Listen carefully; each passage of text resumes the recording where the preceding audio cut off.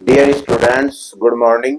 Student, हमारी exercise 5.2 समांतर श्रेणी से जो संबंधित थी वो कंटिन्यू थी और अब हमारे पास क्वेश्चन नंबर 14 है। क्वेश्चन नंबर 14 से पहले के क्वेश्चन यदि आप लोगों को करने हो, आप लोगों को देखने हो, तो आप हमारे चैनल्स पर विजिट करके पिछले क्वेश्चन देख सकता है, पिछली एक्सरसाइज देख सकता है। और स्टूडेंट, हमने समांतर श्रेणी से संबंधित एक अलग वीडियो बनाई हुई है, डिटेल्स वीडियो। वहां आप जाकर के कंसेप्ट देख सकते हैं और समझ सकते हैं। इसी क्रम में हमारे पास क्वेश्चन नंबर 14 है, how many multiple of 4 lie between 10 and 250। यानी कि इसका मतलब ये है कि 10 और 250 के बीच ऐसे कितने मल्टीपल हैं, ऐसे कितने गुणांक हैं जो 400 से विभाजित होते हैं। यानी कि आपको नंबर ऑफ टर्म्स ज्ञात करनी है, एन का मान ज्ञात करना है। एक बार फिर समझिए आप लोग कि हाउ मैनी मल्टीपल ऑफ 4, यानी कि 4 के ऐसे मल्टीपल, 4 के ऐसे गुणांक लाई, जो लाई करते हैं बिटवीन 10 एंड 250, यानी कि 10 और 250 के बीच ऐसे जो है मल्टीपल आते हैं जो 4 से पूरे पूरे डिवाइड हो जाते हैं, 4 के मल्टीपल है। इसका अर्थ तो यही है ना, 4 के मल्टीपल होने का अर्थ यह है कि 4 से पूरे के पूरे डिवाइड हो जाते हैं। तो 10 और 250 के बीच सबसे पहले आप लोगों को एक श्रेणी बनानी है। श्रेणी कैसे बनाएंगे आप लोग, इसका सोल्यूशन है, देखिए 10 के बीच एक आता है 12, 12 भी 4 से पूरा पूरा डिवाइड हो रहा है। फिर आप लोग इसमें 4 जोड़ेंगे तो 16, फिर आप लोग इसमें 4 जोड़ेंगे तो 20 एंड सो ऑन।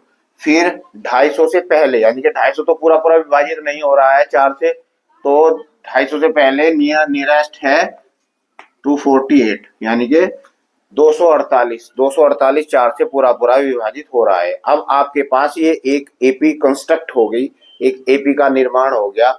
आप लोगों को ये भी पता है कि यहाँ जो है फर्स्ट टर्म्स ए है, ए का मान 12 है और डी का मान क्या है आपके पास, 16 में से 12 का, तो 14 आ गया डी का मान।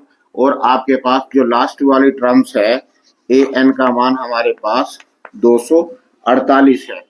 तो अब हमारे पास ए का भी मान आ गया, डी का भी मान आ गया, ए एन का भी मान आ गया 248। तो आपको एन का मान फाइंड करना है, नंबर ऑफ टर्म्स फाइंड करनी है। तो आपको ये फॉर्मूला पता है, A N is equal to A plus N minus 1 into D.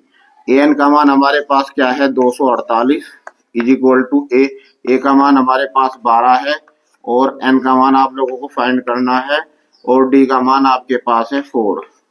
तो 248 minus 12 is equal to 4 N minus 1।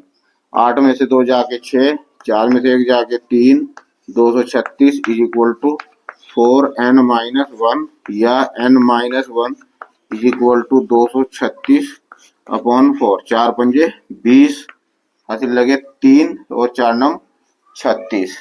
तो एन माइनस 1 बराबर 59 और n बराबर 59 प्लस 1, तो n बराबर क्या हो गया आपके पास 60। तो इस तरीके से आपके पास नंबर ऑफ टर्म्स क्या आ गई 60, यानी कि 60 ऐसे नंबर हैं 10 और 250 के बीच 60 ऐसे नंबर्स हैं जो 4 से पूरे पूरे विभाजित हो जाते हैं।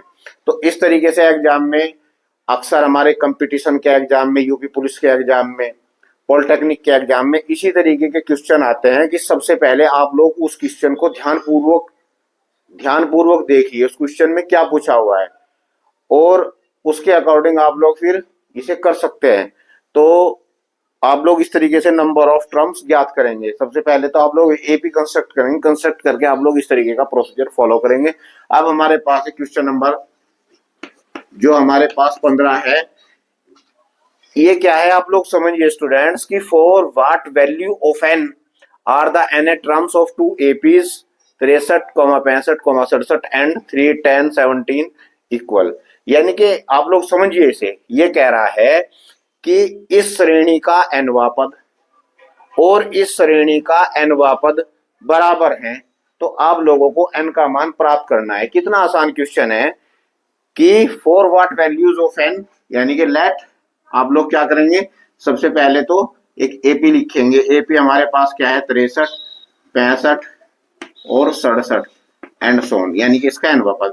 तो यहाँ पे स्टूडेंट ए का मान क्या है 63 है।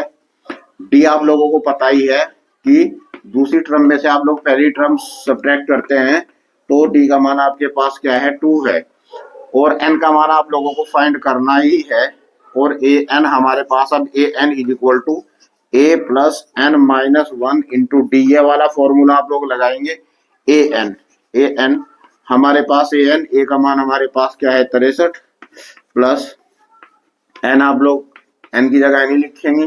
डी का मान आपके पास क्या है 2, तो ए एन आ गया। अब स्टूडेंट्स आप लोग नेक्स्ट जो है नेक्स्ट एपी लिखेंगे। नेक्स्ट एपी हमारे पास क्या है 3, 10, 17 एंड सोन। तो इसमें भी आप लोग देख रहे होंगे फर्स्ट टर्म हमारे पास 3 है और कॉमन डिफरेंस हमारे पास 10 माइनस 3 इज इक्वल टू 7 आ गया। और आप लोगों को एन प्राप्त करना है, यही फॉर्मूला आप लोग लगाएंगे। A N is equal to A plus N minus 1 into D. तो ए एन हमारे पास ए क्या है स्टूडेंट्स 3 है, 3 plus N minus 1 into D. D हमारे पास क्या है 7 है। तो आप देख रहे होंगे ये हमारे पास आप लोग इसे जो है इक्वेशन नंबर 1 बोल देंगे, इक्वेशन नंबर 2 बोल देंगे। ये कह रहा है कि इक्वेशन नंबर 1 का एन वापद और इक्वेशन नंबर 2 का एन वापद इक्वल है। तो फॉर क्वेश्चन अकॉर्डिंग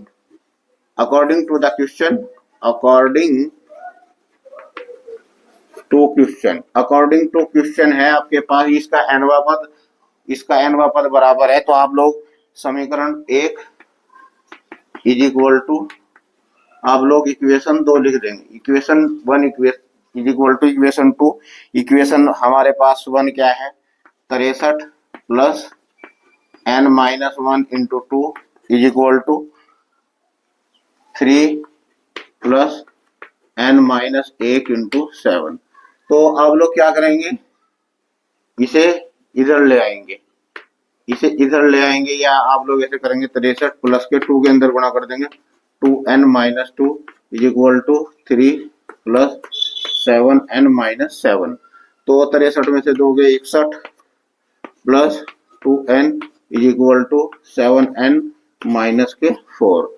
तो आप लोग 61 माइनस के 4 है प्लस के 4 हो गए, इधर आ गए 7n माइनस 2n, 61 और 4 क्या हो गया 65 is equal to 5n, n is equal to 65 upon 5, 5 एकम 5, 1 5 तिया 15, 5 तिया 15, तो n बराबर 13। तो इस तरीके से आप लोग नंबर ऑफ टर्म्स यानी कि n का मान आप लोग ज्ञात कर लेंगे। तो स्टूडेंट्स आई होप, मुझे उम्मीद है कि आप लोगों की समझ में बहुत अच्छी तरीके से आ गया होगा। स्टूडेंट किसी भी चैप्टर्स को पढ़ने के लिए सबसे पहले उसके कंसेप्ट क्लियर होने जरूरी हैं।